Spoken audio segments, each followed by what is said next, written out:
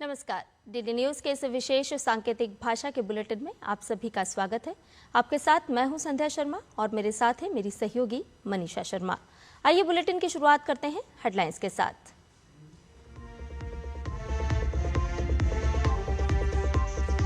गृह मंत्री अमित शाह आज से 2 दिन के गुजरात दौरे पर। पहले दिन गांधीनगर में कई विकास परियोजनाओं की करेंगे शुरुआत।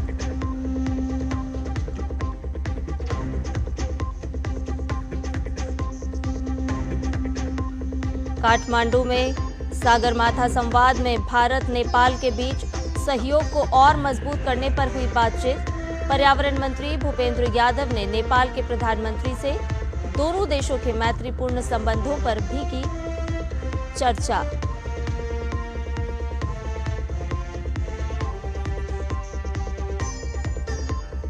अमेरिका में ट्रंप को दोहरा झटका।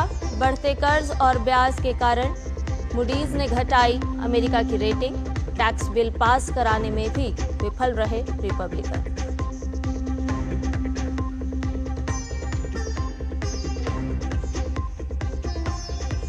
रूस यूक्रेन के बीच कैदियों की अदला बदली पर सहमति।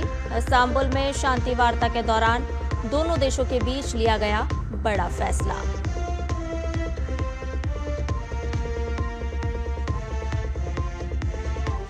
और जैवलिन थ्रो में नीरज चोपड़ा ने रचा इतिहास। करियर में पहली बार फेंका 90 मीटर भाला। दोहा डायमंड लीग में दूसरे स्थान पर रहे नीरज।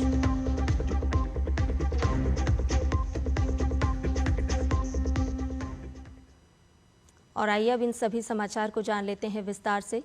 केंद्रीय गृह और सहकारिता मंत्री अमित शाह आज से अपने गृह राज्य गुजरात के 2 दिवसीय दौरे पर रहेंगे। इस दौरान वो आज गांधीनगर में कई परियोजनाओं का उद्घाटन और शिलान्यास करेंगे। अमित शाह वावोल में नवनिर्मित प्राथमिक आरोग्य केंद्र का लोकार्पण करेंगे। इसके अलावा गांधीनगर सेक्टर 21 और 22 को जोड़ने वाले नवनिर्मित अंडरब्रिज का भी लोकार्पण करेंगे। अपने दौरे के दौरान अमित शाह पेधापुर में नवनिर्मित प्राथमिक आरोग्य केंद्र का लोकार्पण करेंगे। वो गांधीनगर महानगर पालिका द्वारा जीर्णोद्धार किए गए कोलवाड़ा तालाब का भी लोकार्पण करेंगे। साथ ही गांधीनगर महानगर पालिका और डाक विभाग के विभिन्न विकास कार्यों का उद्घाटन और शिलान्यास करेंगे।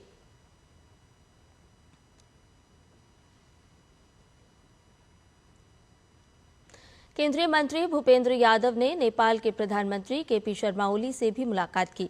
दोनों नेताओं ने कहा कि भारत और नेपाल के बीच घनिष्ठ और मैत्रीपूर्ण संबंध ऐतिहासिक, सांस्कृतिक, सभ्यतागत और लोगों के बीच संबंधों में गहराई से निहित हैं।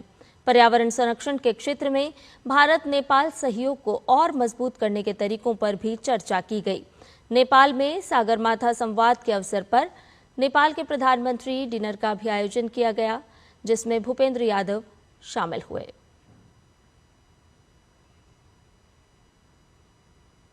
केंद्रीय पर्यावरण, वन और जलवायु परिवर्तन मंत्री भूपेंद्र यादव ने काठमांडू में सागरमाथा संवाद के दौरान नेपाल के अपने समकक्ष एन बहादुर शाही ठाकुरी से बैठक की। दोनों नेताओं ने पर्यावरण के क्षेत्र में विभिन्न द्विपक्षीय और क्षेत्रीय पहलों में हुई प्रगति की समीक्षा की और आगे के सहयोग के अवसरों पर चर्चा की। इसके अलावा दोनों पक्षों के बीच ऊर्जा साझेदारी, इंटरनेशनल बिग कैट अलायंस में भागीदारी के रूप में मिलकर काम करने और बाघ संरक्षण पर ध्यान केंद्रित करते हुए जैव विविधता संरक्षण सहित कई मुद्दों पर बहुउपयोगी चर्चा की। साथ ही पहाड़ी इलाकों में जंगल की आग से लड़ने में सहयोग की संभावनाओं पर भी बातचीत हुई। पर्यावरण मंत्री भूपेंद्र यादव ने सागरमाथा संवाद के अवसर पर नेपाल के विदेश मंत्री डॉक्टर आरजू राणा देउबा से मुलाकात की। इस दौरान दोनों देशों ने स्वच्छ ऊर्जा, जैव विविधता संरक्षण और भूमि क्षरण को रोकने पर ध्यान केंद्रित करके जलवायु लचीले और टिकाऊ भविष्य के लिए हमारी साझेदारी को गहरा करने के बारे में विस्तार से बात की। बिहार में स्थित गया का नाम अब गयाजी कर दिया गया है। पौराणिक, ऐतिहासिक और धार्मिक महत्व के मद्देनजर बिहार के गया शहर का नाम गयाजी किया गया है। मुख्यमंत्री नीतीश कुमार की अध्यक्षता में कैबिनेट की बैठक में ये फैसला कर लिया गया था। ये शहर बिहार के सबसे खूबसूरत शहरों में से एक है और अपने पौराणिक कथाओं के लिए भी बेहद प्रसिद्ध है। इसके साथ ही ये शहर विश्व के 2 बड़े धर्म हिंदू और बौद्ध की आस्था का भी प्रमुख केंद्र है। इसके अलावा यहाँ लोग अपने पूर्वजों के लिए पिंडदान और श्राद्ध करते हैं। बौद्ध धर्म के ग्रंथ के मुताबिक महात्मा बुद्ध को ज्ञान की प्राप्ति भी यहीं हुई थी। मूडीज ने बढ़ते कर्ज और ब्याज के कारण अमेरिका की सॉवरेन क्रेडिट रेटिंग घटा दी है। विश्व की 3 प्रमुख क्रेडिट रेटिंग एजेंसियों में से एक मूडीज इन्वेस्टर सर्विस यानी मूडीज ने अमेरिका की क्रेडिट रेटिंग का AAA से घटाकर AA1 कर दिया है। ये निर्णय बढ़ते राजकोषीय घाटे, बढ़ते कर्ज और ब्याज दरों के कारण लिया गया है। इस कदम का अर्थ है कि अमेरिका को अब उधार लेने में अधिक ब्याज दरें चुकानी पड़ सकती हैं और निवेशकों का विश्वास भी कम हो सकता है। दूसरी ओर रिपब्लिकन को टैक्स बिल पास कराने में भी विफलता का सामना करना पड़ा है। हाउस रिपब्लिकन शुक्रवार को बजट समिति के माध्यम से कर छूट और खर्च में कटौती के अपने बड़े पैकेज को आगे बढ़ाने में नाकाम रही। 16 के मुकाबले 21 मतों से टैक्स बिल को मुंह की खानी पड़ी। बजट समिति रविवार को फिर से प्रयास करने के लिए बैठक करने की योजना बना रही है। रूस और यूक्रेन ने 1,000 कैदियों की अदला बदली पर सहमति जताई है। तुर्की के इस्तांबुल में रूस और यूक्रेन के प्रतिनिधि मंडलों के बीच शांति वार्ता के दौरान ये निर्णय लिया गया। रूस और यूक्रेन के बीच ये 3 साल से अधिक समय में पहली प्रत्यक्ष शांति वार्ता है। यूक्रेनी दल का नेतृत्व रक्षा मंत्री रुस्तम उमरोव ने किया, जबकि रूस के दल का नेतृत्व व्लादिमीर मेदिंस्की ने किया। वार्ता में यूक्रेन के राष्ट्रपति वोलोदिमीर ज़ेलेंस्की और रूस के राष्ट्रपति व्लादिमीर पुतिन शामिल नहीं हुए। रूसी प्रतिनिधिमंडल के प्रमुख मेदिंस्की ने कहा कि रूस बैठक के परिणामों से संतुष्ट है और बातचीत जारी रहेगी। इस बीच अल्बानिया में यूरोपीय नेताओं की एक बैठक में यूक्रेन के राष्ट्रपति वोलोदिमीर ज़ेलेंस्की ने वार्ता में प्रगति न होने पर रूस पर दबाव बनाने का आह्वान किया।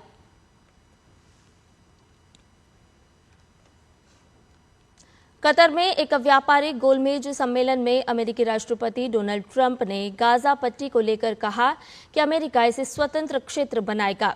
अमेरिकी राष्ट्रपति ने कहा कि अमेरिका इसे फिर से विकसित करेगा और फिलिस्तीनियों को अन्य जगहों पर भेजा जाएगा।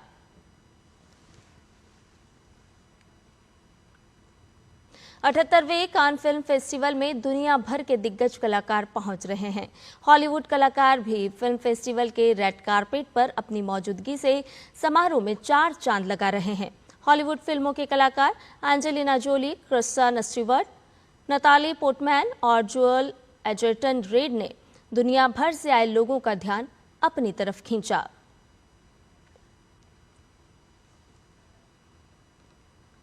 भारत के गोल्डन बॉय नीरज चोपड़ा ने दोहा डायमंड लीग में पहली बार 90 मीटर के पार भाला फेंककर इतिहास रच दिया है।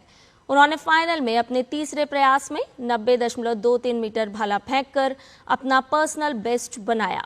इससे पहले उनका सर्वश्रेष्ठ थ्रो 89.94 मीटर था, जो उन्होंने 30 जून 2022 को स्टॉकहोम डायमंड लीग में फेंका था।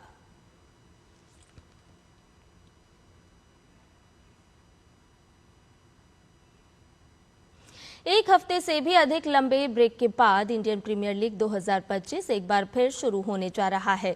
इस सीजन का 58वां मुकाबला आज रॉयल चैलेंजर्स बेंगलुरु और गत चैंपियन कोलकाता नाइट राइडर्स के बीच खेला जाएगा। बेंगलुरु के एम चिन्नास्वामी स्टेडियम में खेले जाने वाले इस मैच में बारिश का साया है। कोलकाता नाइट राइडर्स के 12 मैचों में केवल 11 अंक हैं। केकेआर को अगर यहां से प्लेऑफ में जगह बनानी है तो उसे बचे हुए सभी मुकाबले जीतने होंगे।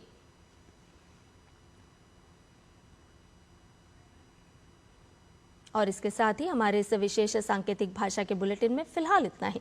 मुझे दीजिए इजाजत। नमस्कार।